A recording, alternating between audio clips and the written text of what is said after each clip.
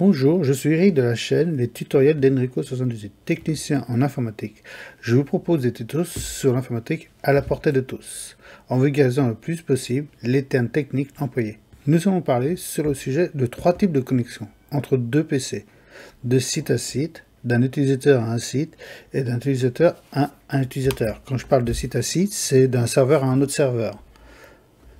Là, bon, c'est vrai que comme vous pouvez voir sur la vidéo, je vous présente que des PC. À la place des PC, vous mettez des serveurs. Et d'utilisateur à utilisateur, c'est en local. Donc, restez donc jusqu'à la fin de cette vidéo. Je vous proposerai d'autres vidéos sur le même thème qui pourraient vous intéresser. Avant tout commencement, si vous aimez mes vidéos, je vous propose de vous abonner et de cliquer sur la cloche pour être informé des nouvelles vidéos.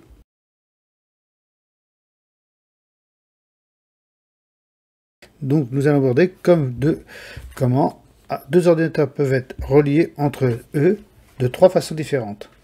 De site à site, pour que les 2 PC communiquent ensemble, nous allons les réunir par l'intermédiaire de 2 routeurs. C'est comme cela que, et aussi, donc d'utilisateur à site, la communication se fera alors que par l'intermédiaire d'un seul routeur. C'est le même système qui se passe quand vous vous connectez directement au serveur de votre fournisseur d'accès. Et le troisième type, c'est d'utilisateur à utilisateur. Cette communication se met en place quand on veut transférer des données entre 2 PC. Donc nous allons basculer. Donc comme vous pouvez voir, j'ai fait en sorte, si vous vous rappelez, comme quoi que ce soit des PC, à ce niveau-là, comme vous voyez les PC là et là. À la place des PC, je les ai remplacés, comme vous avez pu voir, par des serveurs. Ce que vous expliquez, donc, de site à site, c'est d'un serveur à un autre serveur, et là, d'un utilisateur à un serveur. Et là, entre 2 PC pour communiquer. Comme vous pouvez voir, rien n'est paramétré. Les adresses IP, etc., rien n'est configuré. Donc, ce qu'on va faire, on va se mettre à configurer chaque élément, et je vous expliquerai chaque élément, de quelle façon ça fonctionne. Donc, pour cela, on va créer les adresses IP pour chaque PC, chaque serveur. Un serveur, c'est un PC à proprement parler, sauf qu'il a un peu plus de performance, plus de stockage. C'est par exemple le serveur Google, ou le serveur Amazon. Ces serveurs-là servent justement à stocker beaucoup de données et en permanence allumés. Vous pourrez les trouver surtout dans les data centers ou dans les grosses entreprises que vous voyez ça. D'accord? Ou qu'il y a plusieurs serveurs qui permettent de communiquer avec vous. C'est ne serait-ce que quand vous allez sur Internet, c'est sur un serveur que vous accédez. D'accord? Donc on va lui donner une adresse IP qui sera automatiquement, on va mettre 192.168.10.1. Ça n'a pas une grande influence, hein. On va marquer des adresses IP fictives. La gateway de cette adresse IP. Gateway, donc l'adresse IP qu'on va mettre dans l'interface face à 0 du routeur qui est ici, du routeur 1. C'est marqué 6, mais on va le renommer, bien sûr. Donc 192.168.1.254. On n'a pas un serveur DNS, on pourrait très bien déclarer que c'est un serveur DNS, etc. Mais par paresse, on ne va pas le faire. C'est pas le but, là c'est juste pour vous expliquer comment ça fonctionne, la communication qui se fait entre 2 serveurs. Donc on ne va pas configurer le DNS. Juste la gateway pour que ça puisse communiquer. D'accord? On fait la même chose sur l'autre serveur. Hop. Une adresse IP, donc 192.168, mais pas, on va pas mettre 10, mais on va mettre 20.1. Le gateway, ça sera la gateway de l'interface face à 1.0.1 du routeur 2, qui sera automatiquement 192.168.20.254. Ça veut dire que le serveur pourra communiquer ici, mais il ne pourra pas communiquer avec le serveur, et vice versa. Tant qu'on n'aura pas configuré une route dynamique, ici, ou statique, comme vous voulez, pour que ça puisse communiquer entre eux. D'accord? Donc, on va paramétrer donc, les routeurs. On va faire un fast à 00, qu'on va lui donner donc l'adresse IP 192.168.10.254. On l'active. on fait l'autre interface. Là, ici, vous voyez, c'est tout ce qu'on pourrait taper manuellement. Là, on va faire ça par paresse, ça nous fera gagner du temps. Donc, ici, 192.168.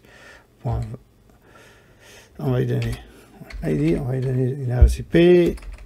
Au lieu de 172, on va marquer 10.0.0.200. C'est cette adresse IP là qu'on va mettre ici. 200, on l'active. Ça passe pas au rouge, au vert. Pourquoi? Parce qu'on n'a pas paramétré l'autre. On va tout de suite les fixer. On va pas y fixer les adresses IP de route. Normalement, ça devrait fonctionner. D'accord? On refait la même chose sur ce routeur là. Ah, le routeur 1, on ne l'a pas renommé. On va mettre routeur 1. Ici, routeur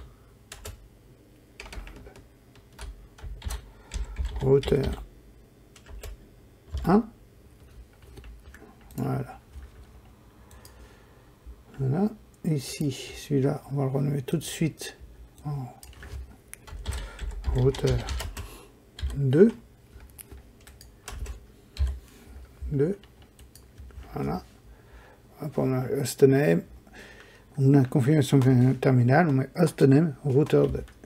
On paramètre l'interface fast 0, 0, qui communique entre les deux routeurs. Pour cela, on a vu c'était 10.0.0.100. Hop. 10.0.0.100. Hop. On active. Là, ça commence à communiquer entre eux. La deuxième, on peut le voir ici, hein, le deuxième adresse IP qui est la passerelle pour ce serveur-là, qui sera 172.16. C'est ce qu'on avait mis. Attendez que je regarde comme un peu de sûr. 192.20. D'accord? Alors, hop, on vient ici. Donc 192.168.20.254. Hop, et on active. Là, on a paramétré les deux serveurs. Et si on regarde bien, et on va faire la bonne vieille méthode. D'accord? Serveur A. On va lui donner le nom. Serveur A. Et on va faire serveur B. Hop. On va mettre les deux serveurs côte à côte. Serveur A et serveur B. Tac. Voilà. Hop. Serveur B. Voilà. Alors, comme vous pouvez voir, ils ont deux adresses IP. Et on va voir qu'ils peuvent se communiquer entre eux. Hop.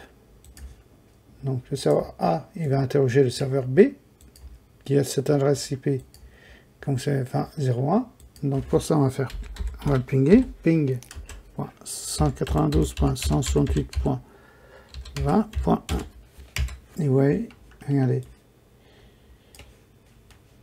Ça va pouvoir communiquer entre eux.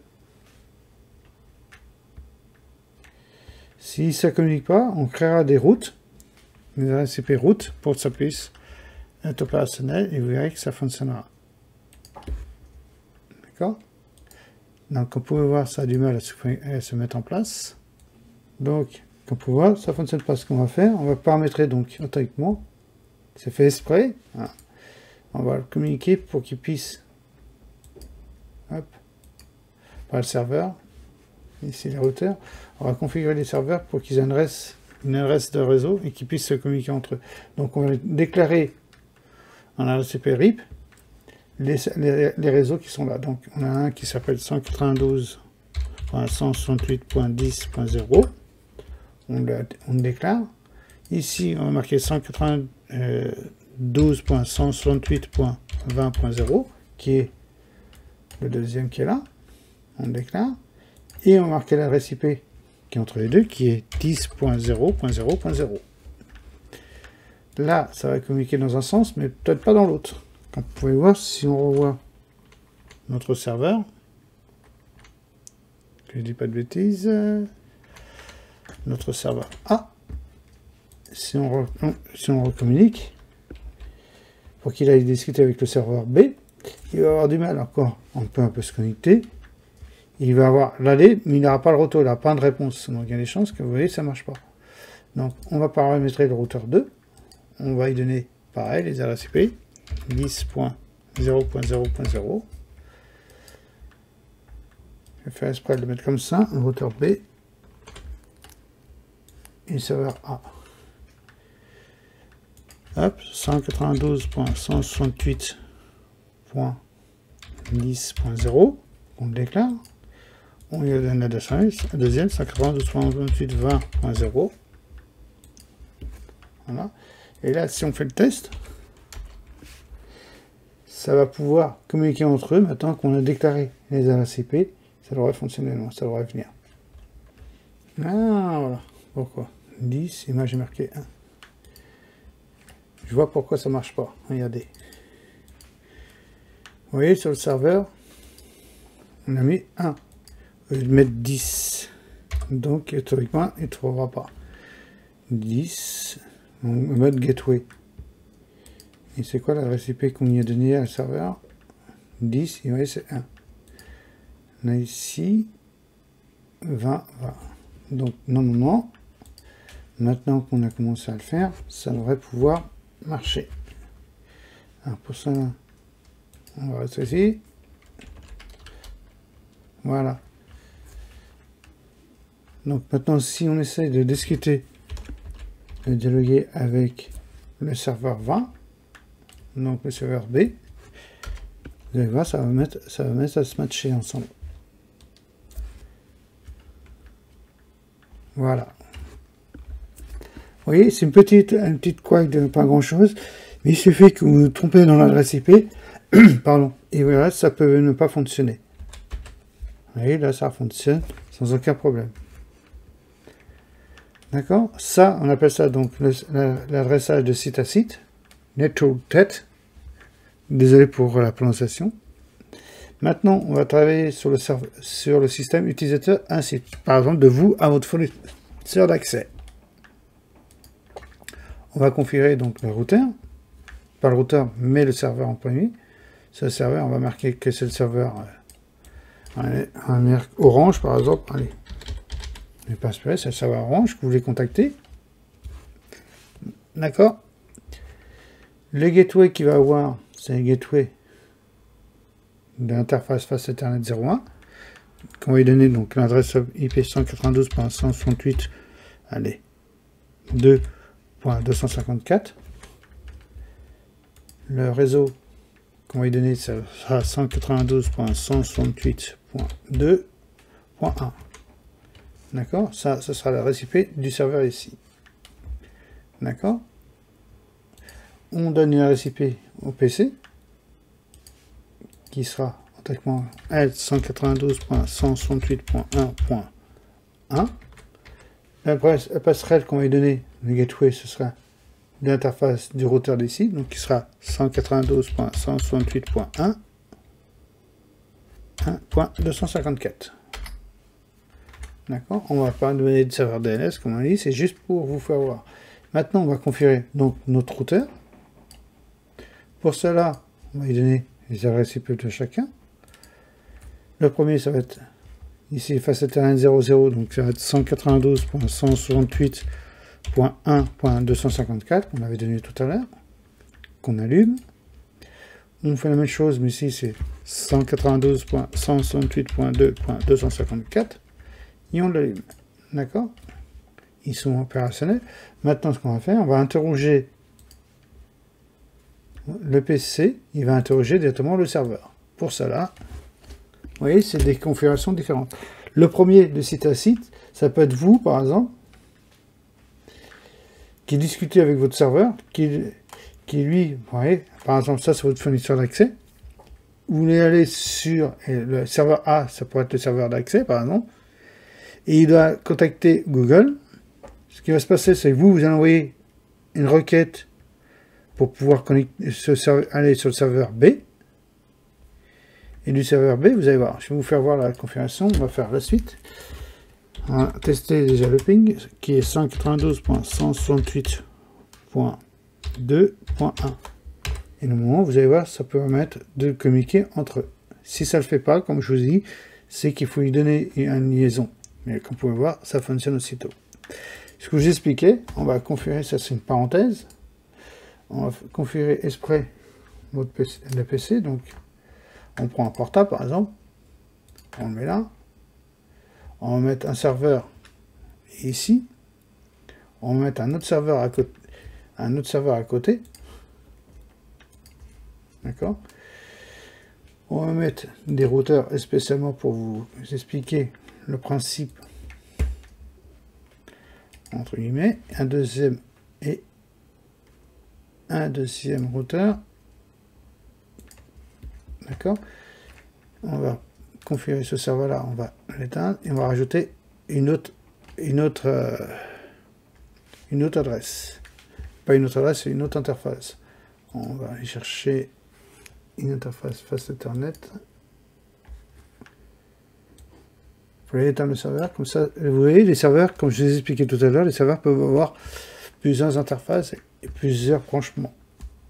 Donc, on va paramétrer l'ensemble. De votre portable à votre modem. De votre modem, ça va aller au serveur de votre fournisseur d'accès, qui lui, le fournisseur d'accès, va se connecter à un routeur, qui est le routeur pour aller au serveur de Google. D'accord. Ce qui se passe, c'est que, comme je vous ai expliqué, là, vous discutez, tac, tac, tac, vous envoyez votre réseau, voilà, on va les renommer, vous allez voir, regardez, là, celui-là, ce sera votre serveur Orange,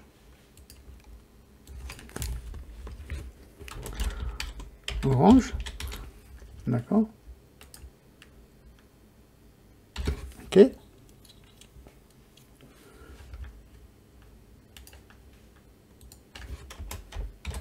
On a déjà utilisé pour ça. Votre serveur Orange. Là, ici, ça va être Google. Ça peut être un autre serveur, ça peut être autre chose, ça peut être Amazon, ça peut être ce que vous voulez. On va fixer vite fait des adresses IP à chacun. Donc ici, ce sera 192.168.1.2. Hop, la gateway qui est 192.168.1.254. Ok. Autrement, là, il y aura un autre serveur. Hein. Mais là, par paresse, on ne va pas paramétrer le serveur. On va configurer ce serveur-là vite fait. Qui sera... Hop. Qui sera donc 192.168.10.2. Avec une adresse IP 180, un gateway 108.2.254. Là, Google, l'adresse IP de Google, ça va être celle-là, hein, qui sera 8.8.8.8. Gateway qui sera 8.8.8.1. Ici. Donc, et là, on va paramétrer le routeur, vite fait. Là, ici, donc, autrement, ça va être 8.8.8.1. On a vu tout à l'heure. On l'allume. Entre les deux, l'intermédiaire qui est ici, on a paramétré ça. Ça, c'est celui-là.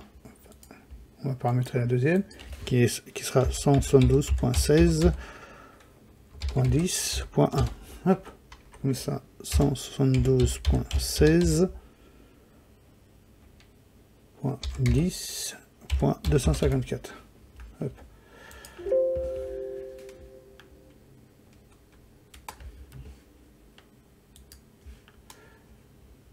Tac, tac.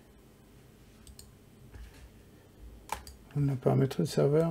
Ici, 1, 2, c'est bon. Alors, hop. On fait celui-là, donc 172.16.10.254. Si mes souvenirs, c'est ça qu'on a mis. Hop, 254. Ok, on allume. Ici, on paramètre les deux interfaces, donc On va marquer box, d'accord. L'adresse IP qui sera 192.168.10.254, si c'est bien souvenir. Qu'est-ce qu'on a marqué ici? Voilà. Non, 1.254, vous voyez. La précipitation, on peut se tromper. Et là, on va marquer donc l'adresse IP. Gateway qu'on y a donné, c'est quoi l'adresse gateway qu'on y a donné? 192.168.2.254. Et on l'avait vu. D'accord?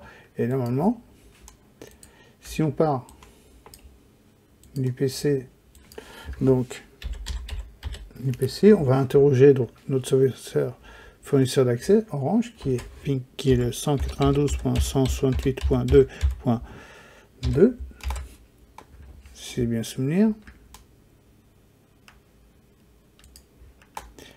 Hop, ici c'est bien 2.2. Et vous pouvez voir, ça communique entre eux. Là, il va bien jusqu'au serveur. Maintenant, on va lui demander qu'il interroge, qu'il aille directement sur Google 8.8.8.8. Et regardez, là, il ne le trouve pas. Pourquoi? Parce qu'il ne connaît pas. Ce qu'on va y faire, on va y fixer. Donc, on va lui donner les routes, que ce soit pour l'un comme pour l'autre. Là, ici, donc l'adresse, les routes qu'on va lui donner, on va lui donner les routes dynamiques. Donc, 192.168.1.0. La deuxième adresse, c'est 192.168.2.0. La troisième, ça va être 172.16.0. Ah, qu'est-ce qu'il me fait? 172.16.0.1.0. 8.8.8.0. D'accord, voilà, ça c'est ce qu'on va faire pour le routeur de votre box. On va mettre la même chose pour le routeur qui est relié à votre box. On va lui donner l'adresse IP, donc 8.0.0.0, 172.16.0.0, 192.168.2.0, et la dernière 192.168.1.0. D'accord? Donc à partir de maintenant, normalement, votre PC devrait pouvoir communiquer avec le routeur qui est ici. Ça met du temps, ne vous inquiétez pas, c'est le temps que ça bascule. Normalement, ça va communiquer entre eux. Mais le principe de base, c'est ça. Il y a d'autres protocoles, il y a d'autres choses qui se mettent en place pour que ça communique entre eux. D'accord? Donc on s'écarte un peu du sujet. On appelle ça le NatPat.